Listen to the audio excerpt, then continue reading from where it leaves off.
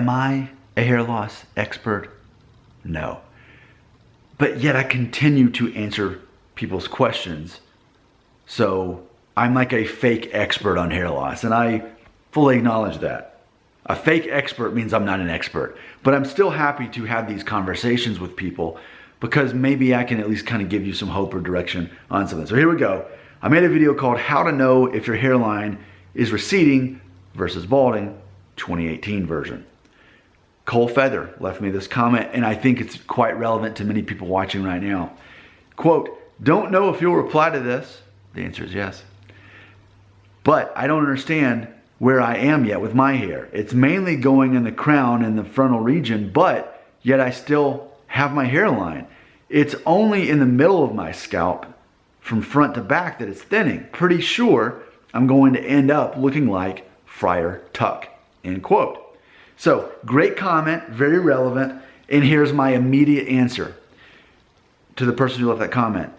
Your hair loss is going to be different from my hair loss. I have more of the typical male pattern baldness. When you look at the charts, Norwood 1, 2, 3, and then it starts dissipating from there.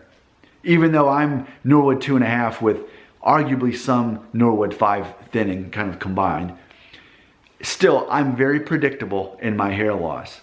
But what was just described there in my research as a non-expert on hair loss is what that is being described there is more of what I'm calling the Middle Eastern hair loss, which is where you start losing from here, and it's almost like someone drops an egg on you and it just starts kind of running down. Imagine an egg of the hair loss egg, if someone dropped it on you, and that's how you start losing your hair. So your hairline's fine, but the diffuse thinning is so prominent up here in the center. So as long as no one looks at the top of your head, if you're really tall, I guess you might, in theory, kind of be okay for a while. But ultimately, it's diffuse thinning, and it overrides any Norwood. It makes Norwood completely irrelevant. So I've made videos talking about that, the Middle Eastern way of losing your hair. And a lot of guys that watch my channel are in the Middle East. By the way, glad you're here. I myself have Middle Eastern DNA. If you've seen my mom in one of the videos, you may be able to see it there. It came through Italy, but still, it's there. But I happen to have my dad's predictable hair loss pattern that most, quote, white guys, but it's funny because in America, we don't know if are Middle Eastern people white or not, which is my other channel, Family Friendly Daddy Blog, discusses things like that. It's ultimately a matter of perception.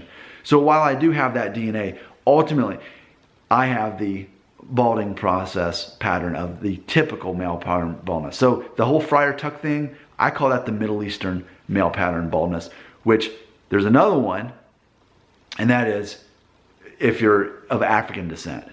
However you did, whether you're in Africa right now, whether you're an African American, you're a black American, a black guy.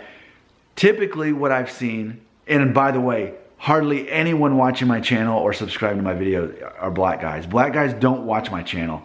And I'm sure there's some psychology in there that ultimately that they are not bothered by hair loss to the extent that everybody else is. I've got my reasons for that. I've made videos about it, but ultimately I think it's because naturally black men are so good looking to begin with, and they just don't need it. And plus, because the skin color matches the hair, it's just less obvious.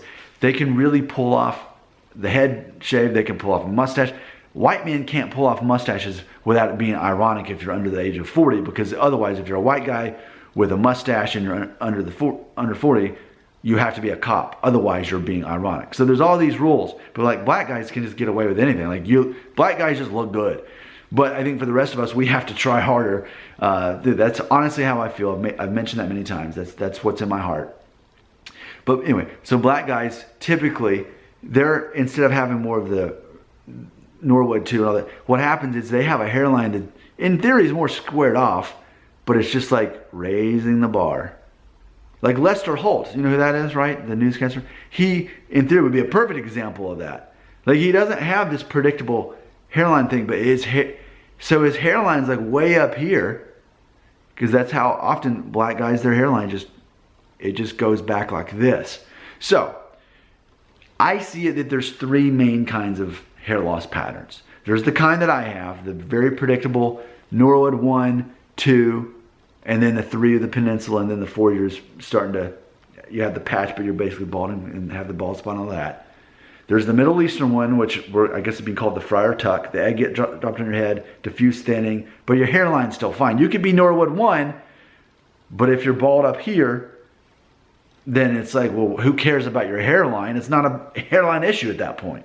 That's the Middle Eastern. And then there's the African hairline, what I've seen, where it's a very high forehead and it just keeps going back until eventually you're bald. So that's been my observations on it.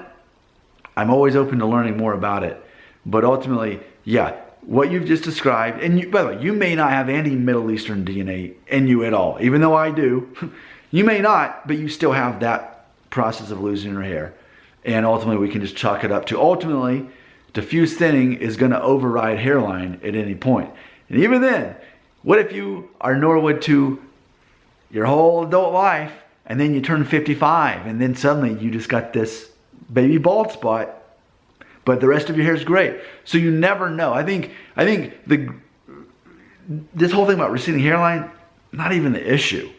Ultimately, diffuse thinning is the real fear, because that defines balding more so than receding hairlines. I'm Nick Shell. I am your leader during the hair loss zombie apocalypse, which we are currently surviving in.